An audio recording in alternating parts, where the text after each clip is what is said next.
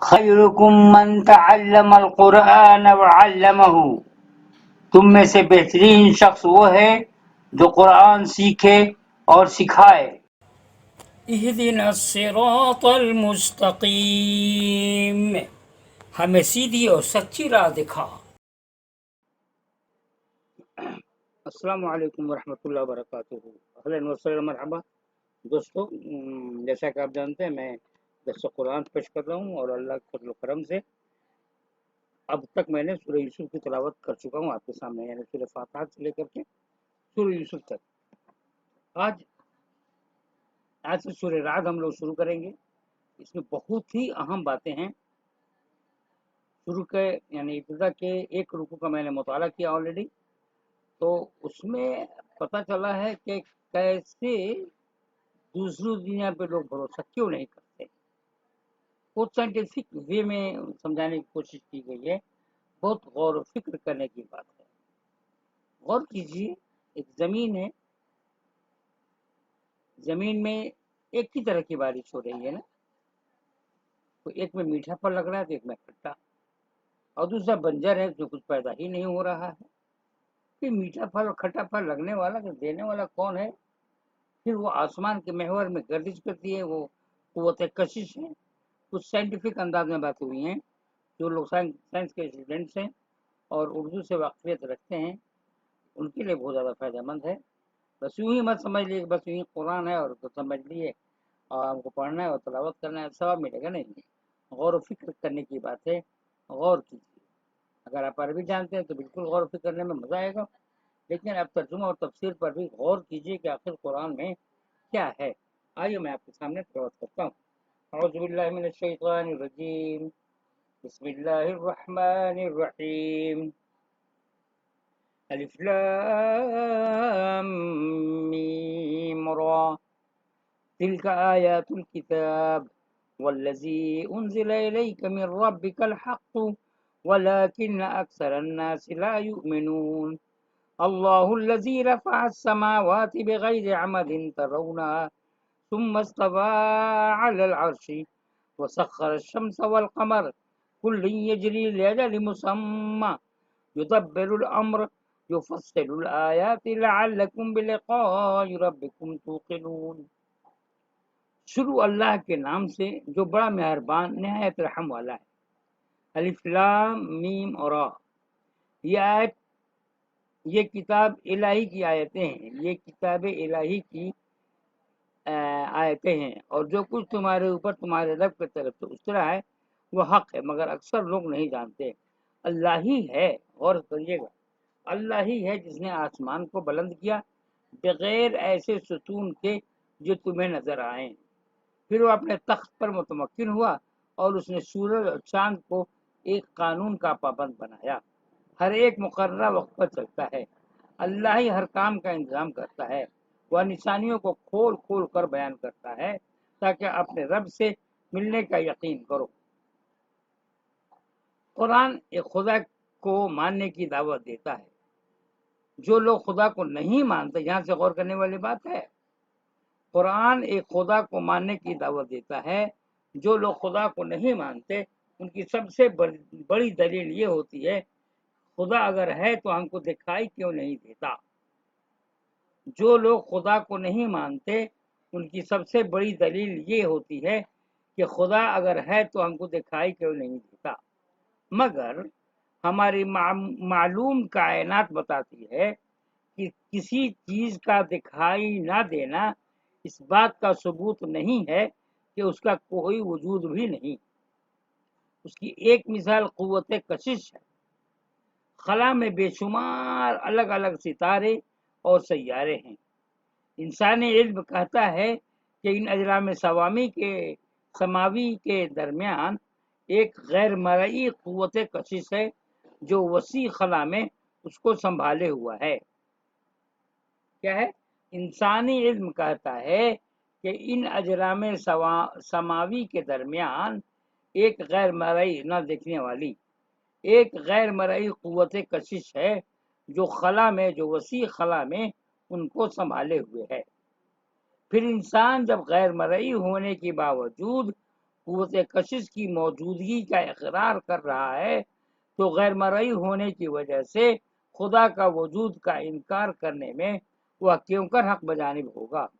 یعنی ایک چیز ہے کشش ہے، ایک ہوا ہی تو ہے جسے ہم سانس لیتے ہیں، پر کوئی دیکھتا ہے لیکن احساس ہوتا ہے۔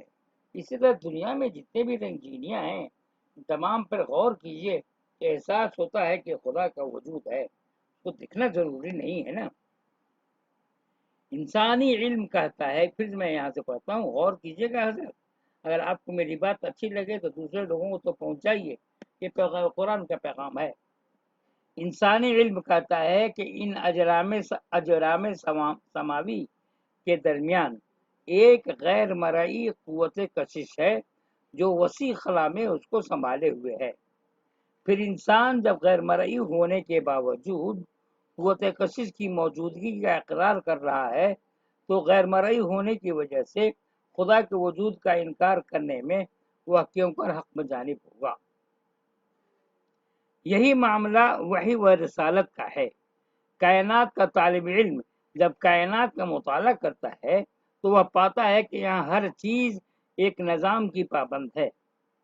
ایسا معلوم ہوتا ہے کہ تمام چیزیں خاص حکم کے سے جکڑی ہوئی ہیں اور یہ حکم خود ان چیزوں کے اندر موجود نہیں ہے، یقیناً وہ خارج سے آتا ہے۔ گویا تمام دنیا اپنے عمل کے لیے خارج سے ہدایت لے رہی ہے۔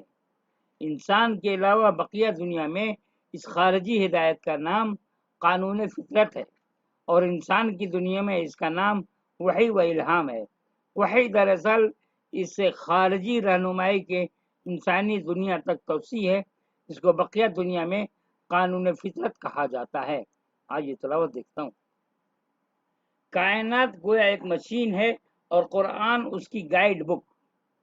اول ذکر خدا کی تدبیر امر کی مثال ہے اور ثانی ذکر خدا کی تفصیل آیات کی مثال۔ ان دونوں کے درمیان کامل مطابقت ہے۔ جو کچھ کائنات میں عملاً نظر آتا ہے وہ قرآن میں لفظی طور پر موجود ہے۔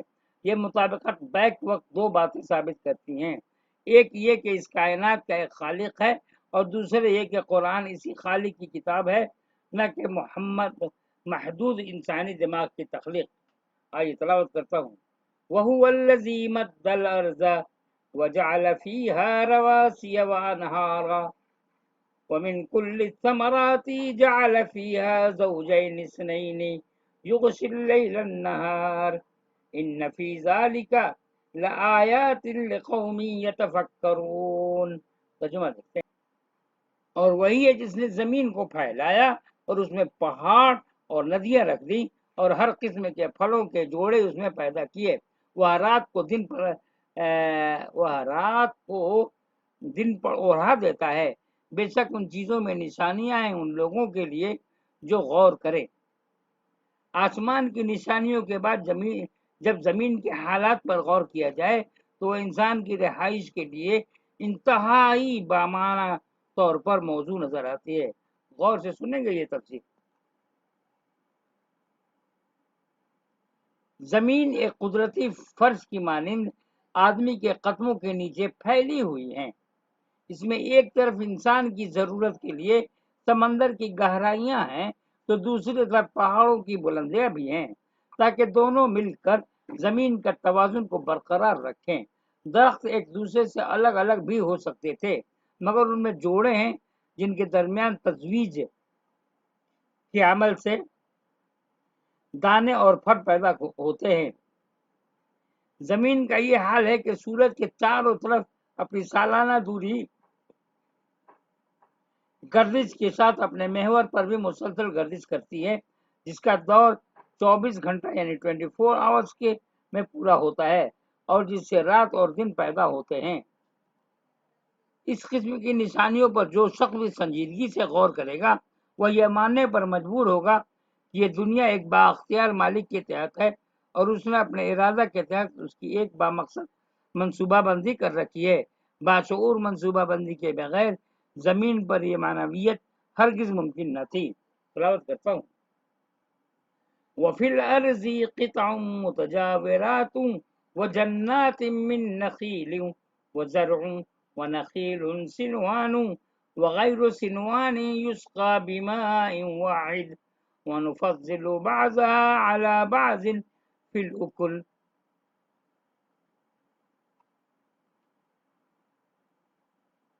ان فی ذلک لآیات لقوم یعقلون.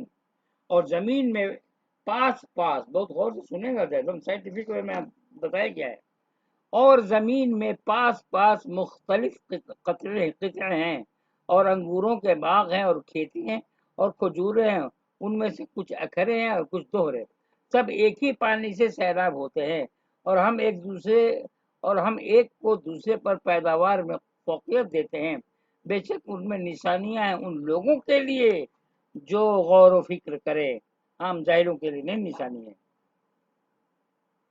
حضرت عبداللہ بن عباس رضی اللہ تعالیٰ عنہ نے فرمایا کوئی اچھی زمین ہے اور کوئی بنجر زمین ہے، ایک اگتی ہے اور اسی کے پاس دوسری نہیں اگتی. عربی چھوڑ دیتا ہوں، عربی اردو پڑھ جائے. مجاہد نے کہا کہ یہی معاملہ بنی آدم کا ہے، ان میں اچھے بھی ہیں اور برے بھی، حالانکہ سب کی اصل ایک ہے. حسن بصری رضی اللہ تعالیٰ عنہ کہتے ہیں نے کہا کہ یہ ایک مثال ہے جو اللہ نے بنی آدم کے دلوں کے لیے دی ہیں. زمین میں ایک عجیب نشانی یہ ہے کہ ایک ہی مٹی ہے، ایک ہی پانی سے اس کو سیراب کیا جاتا ہے، مگر ایک جگہ سے ایک درخت نکلتا ہے اور اسی کے پاس دوسری جگہ سے دوسرا درخت، ایک میں میٹھا پھل ہے اور دوسرے میں کھٹا پھل، کوئی زیادہ پیداوار دیتا ہے اور کوئی کم پیداوار. کیا بات ہے! یہ انسانی واقعہ کی زمینی تمثیل ہے. اس سے معلوم ہوتا ہے کہ اگرچہ تمام انسان بظاہر یکساں ہیں اور ان سب کے پاس ایک ہی ہدایت آتی ہے، مگر ہدایت سے استفادہ کے معاملے میں ایک انسان اور دوسرے انسان میں بہت زیادہ فرق ہو جاتا ہے. کوئی اس سے رہنمائی حاصل کرتا ہے اور کوئی اس کا منکر بن جاتا ہے، کوئی تھوڑی ہدایت لیتا ہے اور کسی کی زندگی ہدایت سے مالا مال ہو جاتی ہے. گویا جیسی زمین ویسی پیداوار کا اصول یہاں بھی موجود ہے اور وہاں بھی. تلاوت دیکھتے ہیں. وَإِن تَعْجَبْ فَعَجَبٌ قَوْلُهُمْ أَإِذَا كُنَّا تُرَابًا أَإِنَّا لَفِي خَلْقٍ جَدِيدٍ أُولَئِكَ الَّذِينَ كَفَرُوا بِرَبِّهِمْ وَأُولَئِكَ الْأَغْلَالُ فِي أَعْنَاقِهِمْ وَأُولَئِكَ أَصْحَابُ النَّارِ ہم فیہا خالدون. ترجمہ دیکھتے ہیں. اور اگر تم تعجب کرو تو تعجب کے قابل ان کا یہ قول ہے کہ جب وہ مٹی ہو جائیں گے تو کیا ہم نئے سرے سے پیدا کیے جائیں گے؟ یہ وہ لوگ ہیں جنہوں نے اپنے رب کا انکار کیا، اور یہ وہ لوگ ہیں جن کی گردنوں میں توق پڑے ہوئے ہیں، وہ آگ والے لوگ ہیں اور اس میں ہمیشہ ہمیشہ رہیں گے. ہاں دوستو، تفسیر دیکھتے ہیں. بہت غور و فکر کی بات ہے، بہت غور سے سنیں گے. دوسری زندگی کے منکرین کا کیس نہایت عجیب ہے. وہ جس واقعہ کے ظہور کو ایک بار مان رہے ہیں اسی واقعہ کے دوبارہ ظہور کا انکار کر دیتے ہیں. یعنی انسان پیدا ہوتا ہے اس کو مان لیتے ہیں، اب انسان مر جاتا ہے، اس کے بعد جو دوسری مرتبہ پیدا ہوتا ہے اس کو ماننے سے انکار کرتے ہیں. کیا بات ہے! جو لوگ دوسری زندگی کے وقوع کو نہیں مانتے وہ دوسری زندگی کا عقیدہ رکھنے والوں پر حیرانی کا اظہار کرتے ہیں. ان کا خیال یہ ہوتا ہے کہ دوسری زندگی کو ماننا ایک غیر علمی بات کو ماننا ہے، مگر حقیقت یہ ہے کہ صورتحال اس کے بالکل برعکس ہے، کیونکہ کوئی منکر جس چیز کا انکار کر سکتا ہے وہ صرف دوسری زندگی ہے. جہاں تک پہلی زندگی کا تعلق ہے اس کا انکار کرنا کسی شخص کے لیے ممکن نہیں، کیونکہ وہ تو ایک زندہ واقعہ کے طور پر آدمی کے سامنے موجود ہے. پھر جب پہلی زندگی کا وجود میں آنا ممکن ہے تو دوسری زندگی کا وجود میں آنا ناممکن کیوں ہے؟ غور کرنے والی بات ہے دوستو.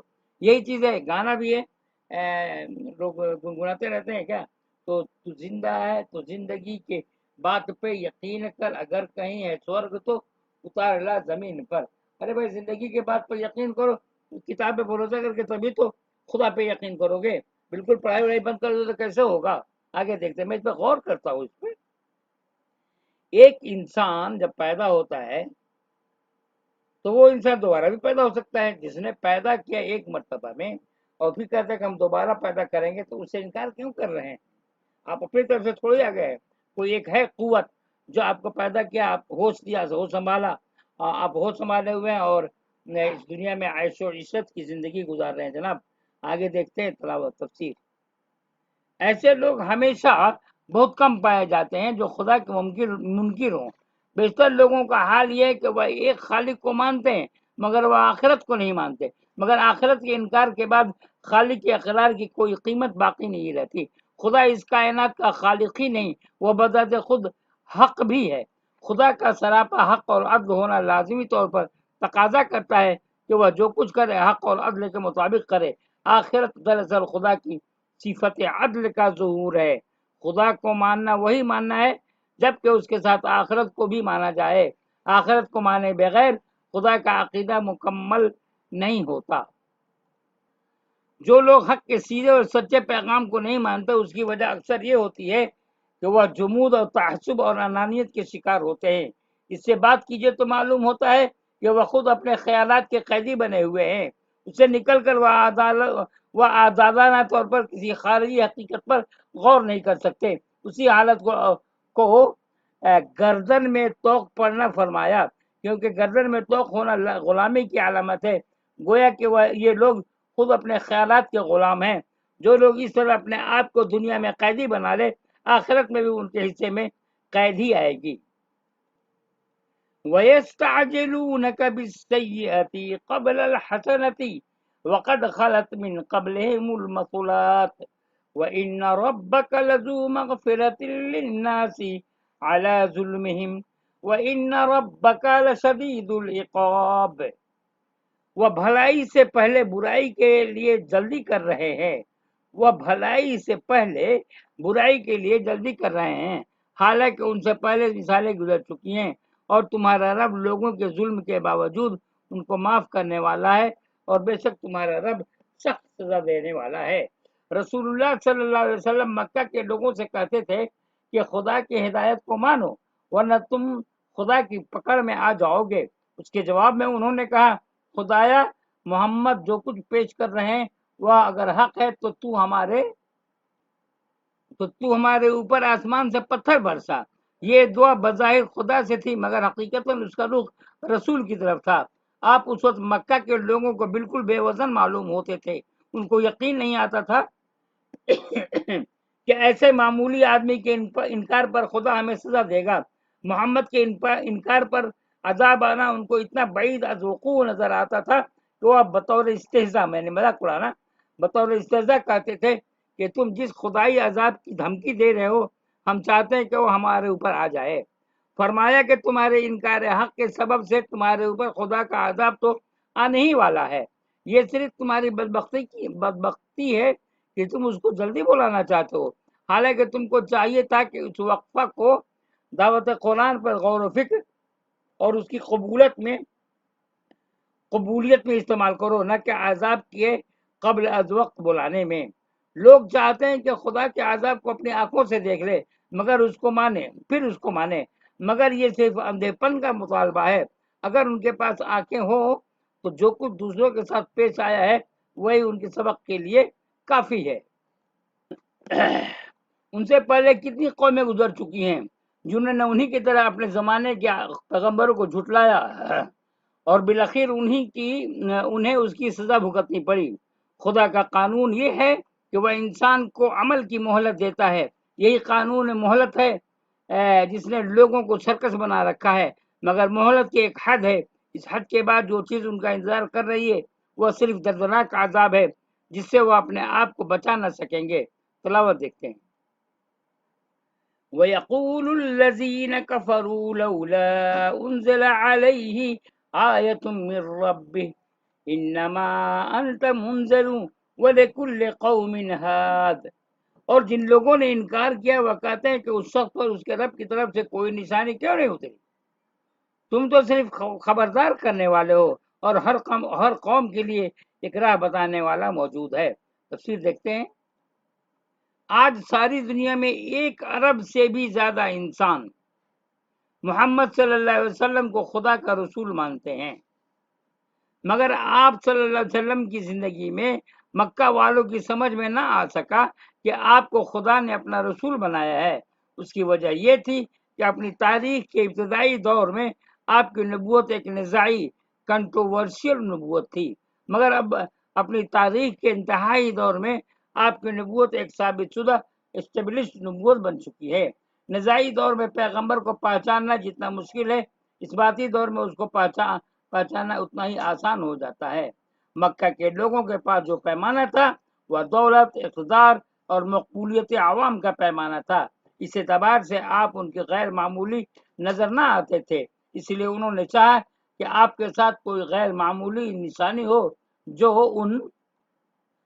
ان کے لیے آپ کے پیغمبر ہونے کا قطعی ثبوت بن جائے۔ اس کے جواب میں فرمایا گیا کہ یہ لوگ ایسی چیز مانگ رہے ہیں جو خدائی منصوبہ کے مطابق نہیں، اسی لیے وہ کسی کو ملنے والی بھی نہیں۔ موجودہ دنیا دارالامتحان ہے، یہاں ہدایت ایسی سری نشانیوں کے ساتھ نہیں آ سکتی ہے کہ اس کے بعد آدمی کے لیے شبہ کی گنجائش باقی رہے، کیونکہ ایسی حالت میں امتحان کی مصلحت فوت ہو جاتی ہے۔ یہاں بہرحال یہی ہوگا کہ آدمی کو خبر کی سطح پر جانچ کر اس کا یقین کرنا پڑے گا۔ جو شخص اس امتحان میں پورا نہ اترے اس کے حصے میں ہدایت بھی کبھی نہیں آ سکتی۔ خدا ہر قوم میں اس کے اپنے اندر کے ایک آدمی کو کھڑا کرتا ہے تاکہ وہ اس کو مانوس زبان میں اس کو خدا کا پیغام پہنچا دے۔ یہ انتظام قوم میں کیا آسانی کے لیے تھا، مگر اکثر ایسا ہوتا ہے کہ قومیں نے اسے الٹا اثر لے کر خدا کے پیغمبروں کا انکار کر دیا۔ ان کی نگاہیں پیغام رسا کے معمول پن پر اٹک کر رہ گئی، وہ پیغام کے غیر معمولی پن کو نہ دیکھ سکیں۔ دوستو یہیں تک کے اختتام پذیر، دعا کیجئے۔ سورہ رات آج میں نے شروع کیا، بہت اچھی باتیں ہوئی۔ دوستو پھر میں گزارش کروں گا، بار بار گزارش کرتا ہوں اور آج بھی گزارش کروں گا، یہ تلاوت قرآن ترجمہ تفسیر کے ساتھ ہے۔ آپ جو حضرات سن رہے ہیں، اللہ تعالیٰ آپ تمام لوگوں کو جزائے خیر دے، ساری پریشانیوں سے دور فرما دے، آمین یا رب العالمین۔ اب آپ کی ذمہ داری ہے کہ آپ اپنے گھروں میں اجتماعی طور پر تلاوت قرآن سننے کا اہتمام کریں، اس لیے کہ آپ کے گھر میں بہت سے لوگ ہوں گے جو پڑھتے ہوں گے لیکن پڑھنا نہیں چاہتے ہوں گے، یعنی عادت سب کی نہیں ہوتی ہے۔ تو ایک ساتھ کیوں نہ بیٹھ کر ہم لوگ 20 منٹ 25 منٹ، یہ کتنے منٹ کا ہے؟ 22 منٹ کا ہے، یعنی آدھا گھنٹہ آپ وقت نکال کر کے تلاوت قرآن مع ترجمہ کو، یہ ایک مشن کے ساتھ میں چل رہا ہوں دوستو۔ اس کے علاوہ میں دعا کی کتاب بھی لکھ دیا ہوں بچوں کے لیے، انشاءاللہ تعالیٰ میرا آ جائے گا۔ ہم سپارہ میں نے بنایا ہے جس میں ورڈس میننگ ہے، اس کے بعد ترجمہ ہے اور تفسیر ہے، یہ بچوں کو مد نظر رکھتے ہوئے میں نے بنایا ہے۔ پھر اس کتاب کو جب پبلش ہو چکی تو میں مدرسے میں لوگوں کے سامنے دیکھا ہے، مسجد کے امام کو یا مکتب کے مدرسین حضرات کو، سبھی لوگوں نے لیا، لیکن میں کہا بھائی اس کو نافذ کیجئے۔ نہیں یہ رواج نہیں ہے، یعنی مولانا لوگ جو ہے نا مسجد میں کام کرتے ہیں، انقلاب برپا نہیں کرنا چاہتے ہیں، بس چل جیسے دنیا چلے ویسے چلے۔ غور کرنے والی بات ہے، آپ لوگوں اس پر توجہ دیجیے گا۔ انشاءاللہ تعالیٰ میری جو 3 کتابیں چھپی ہیں اس کے متعلق ایک ویڈیو بناؤں گا، آپ لوگ تفصیل سنیں گے۔ قرآن پہ مخطوطات قرآن پہ میں نے کام کیا ہے خدا بخش لائبریری میں، تو وہ ڈسکریپٹیو کیٹلاگ ہے، وہ کیا کہا جاتا ہے کہ وہ اس کے ابھی تک 250 نسخے میرے پاس موجود ہیں الحمدللہ۔ جسے چاہے آپ میرے پاس رابطہ کیجیے، میں آپ کو بھیج دیا کروں گا انشاءاللہ تعالیٰ۔ وہ انگلش میں ہے، وہ کتاب انگلش میں ڈسکریپٹیو کیٹلاگ ہے۔ بہرحال اجازت دیجیے، السلام علیکم ورحمۃ اللہ۔